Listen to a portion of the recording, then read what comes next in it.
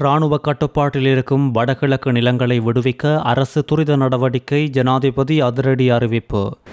எரிபொருள் பவுசர் கவிழ்ந்த விபத்து. வீதியில் வழிந்து ஓடிய எரிபொருளுக்காக வாளிகளோடு ஓடிய பொதுமக்கள். சரத் வீரசேகரவின் குற்றச்சாட்டுக்கள் அரசியல் உள்நோக்கம் கொண்டவை. ராஜபக்சக்களோடு சேர்ந்து நாடகம் அம்பலப்படுத்தினார் சமிந்த விஜயஸ்ரீ. இன்றும் நாட்டில் பல பகுதிகளில் 12 மணி நேர நீர்வெட்டு. லேப்ஸ் எரிவாயு பொதுமக்களுக்கு வெளியிட்ட மகிழ்ச்சி அறிவிப்பு.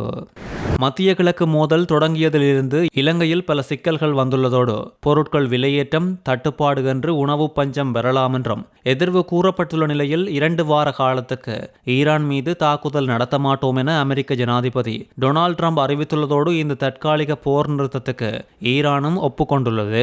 இதனால் 2 தரப்புக்கும் இடையே இடைக்கால போர் நிறுத்தம் ஏற்பட்டுள்ளதை குறிப்பிட்டு சில நிபந்தனைகள் பின்பற்றப்படவுள்ளது.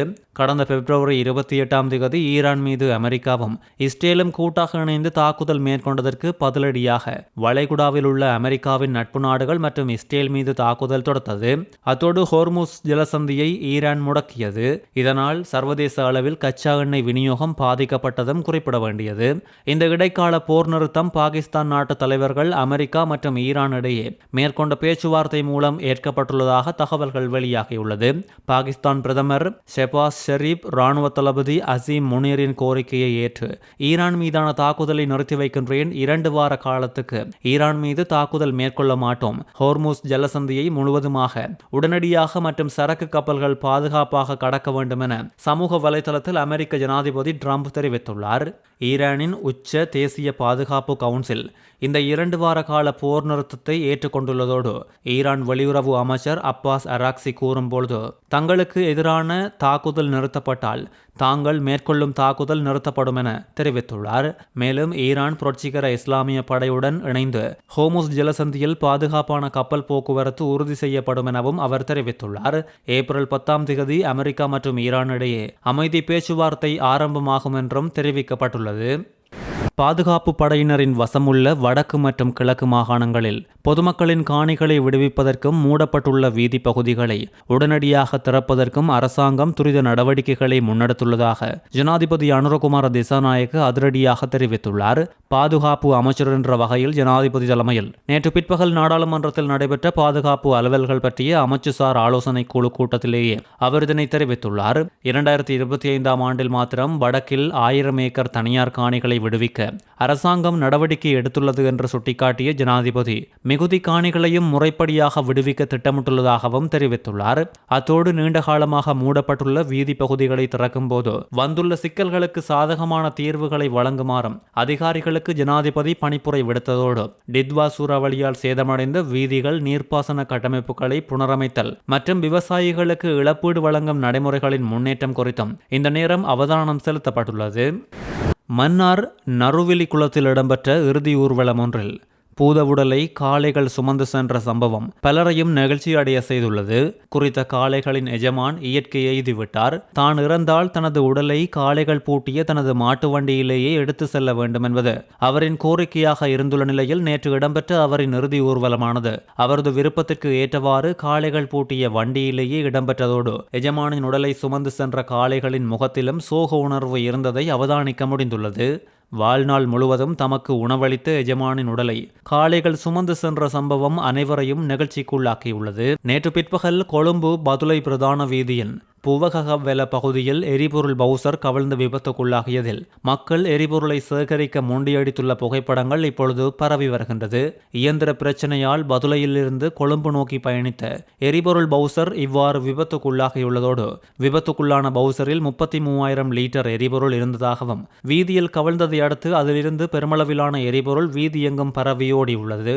விபத்து நடந்த இடத்துக்கு வாளிகளோடு ஓடி வந்த பிரதேசவாசிகள் வீதியில் வழிந்தோடிய எரிபொருளை சேகரித்துள்ளனர். போலீசார் மற்றும் சம்பந்தப்பட்ட அதிகாரிகள் குறித்த பகுதியில் தீப்பரவல் ஏதேனும் ஏற்படாமல் தடுக்கவும் பொதுமக்களின் பாதுகாப்பை உறுதிப்படுத்தவும் விரைவான நடவடிக்கைகளை முன்னெடுத்துள்ளனர். குறித்த மக்கள் தற்காலிக லாபத்திற்காக உயிரையே ஆபத்தில் தள்ளிய சம்பவம் பெரும் அதிர்ச்சியை ஏற்படுத்தியுள்ளது.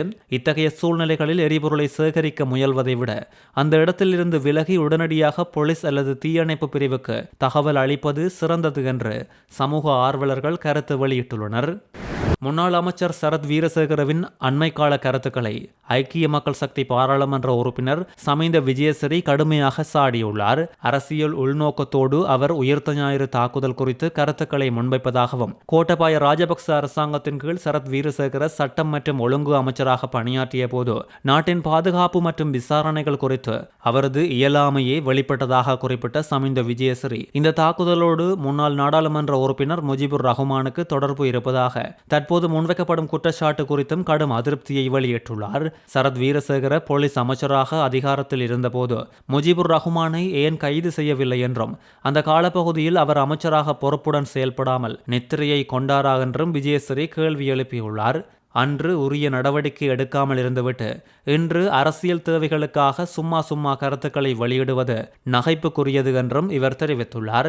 இனம் மற்றும் மதத்தை பயன்படுத்தி அரசியல் செய்பவர்களை நாட்டு மக்கள் தற்போது முழுமையாக நிராகரித்து வருவதாகவும், சிங்கள, தமிழ் மற்றும் முஸ்லிம் மக்களை பிளவுபடுத்தி மீண்டும் அதிகாரத்தை கைப்பற்ற நினைக்கும் ஆட்சியாளர்களுக்கு தற்போது இயற்கை நீதியால் தண்டனை கிடைத்து வருவதாகவும் இவர் தெரிவித்துள்ளார்.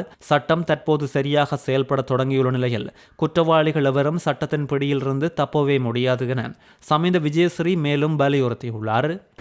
வறட்சியான வானிலை நாட்டில் நிலவுவதால் பாதுக்க உள்ளிட்ட கொழும்பு மாவட்டத்தின் பல பகுதிகளில் இன்று 12 மணி நேரத்துக்கு நீர் விநியோகம் தடைப்படும் என தேசிய நீர்வளங்கள் மற்றும் வடிகால் அமைப்பு சபை தெரிவித்துள்ளது.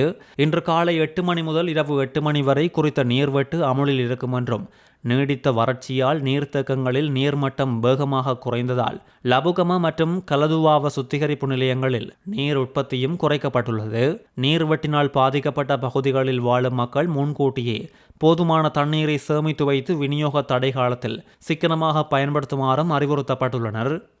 இன்று முதல் பண்டிகை காலத்தை முன்னிட்டு தனது வாடிக்கையாளர்களுக்கு லேப்ஸ் எரிவாயுவை எந்தவித தடையுமின்றி விநியோகிக்க உள்ளதாக நிறுவனம் மகிழ்ச்சி அறிவிப்பை வெளியிட்டுள்ளது. வர்த்தக அமைச்சரின் அறிவுறுத்தல்களுக்கு அமைய அதற்காக சட்ட நடவடிக்கைகள் குறித்து அந்த நிறுவனத்திற்கு தெரிவிக்க நடவடிக்கைகள் எடுக்கப்பட்டுள்ளதாக நுகர்வோர் விவகாரங்கள் ஆணைக்குழுவின் செய்தி தொடர்பாளர் தெரிவித்துள்ளதோடு, 7000 மெட்ரிக் டன் லேப்ஸ் எரிவாயுவை ஏற்றி வந்த கப்பல் ஒன்று கடந்த 6ஆம் தேதி ஹம்பாந்தோட்டை துறைமுகத்துக்கு வந்தடைந்ததாக லேப்ஸ் எரிவாயு நிறுவனம் தெரிவித்துள்ளது. பண்டிகை காலத்தை முன்னிட்டு தொடர்ச்சியான சோதனைகளும் விசாரணைகளும் தொடங்கப்பட்டுள்ளதாக நுகர்வோர் விவகாரங்கள் ஆணையத்தின் இயக்குனர் அசேல பண்டார மேலும் தெரிவித்துள்ளார். அனலைதீவில் துருப்பிடித்த நிலையில் கைக்குண்டு ஒன்றும் துப்பாக்கி ஒன்றும் இன்று கண்டெடுக்கப்பட்டுள்ளதோடு, சம்பவம் குறித்து மேலும் தெரிய வருகையில், அனலைதீவு பகுதியில் உள்ள காணியொன்றினை அதன் உரிமையாளர் இன்று துப்புரவு செய்துள்ள போது மண்ணுக்குள் புதையுண்ட நிலையில் காணப்பட்ட கைக்குண்டு மற்றும் கைத்துப்பாக்கியை பார்த்துள்ளார். உடனடியாக இது குறித்து ஊர்காவல்துறை போலீசாருக்கு தகவல் வழங்கியதோடு சம்பவ இடத்துக்கு வருகை தந்த போலீசார் முதல்கட்ட விசாரணைகளை முன்னெடுத்துள்ளனர். மீட்கப்பட்ட வெடிபொருட்களை நீதிமன்ற அனுமதியோடு செயலிழக்க செய்வதற்கும் அங்கிருந்து அப்புறப்படுத்துவதற்குமான மேலதிக நடவடிக்கைகளை ஊர்காவல்துறை போலீசார் மேற்கொண்டு வருகின்றனர்.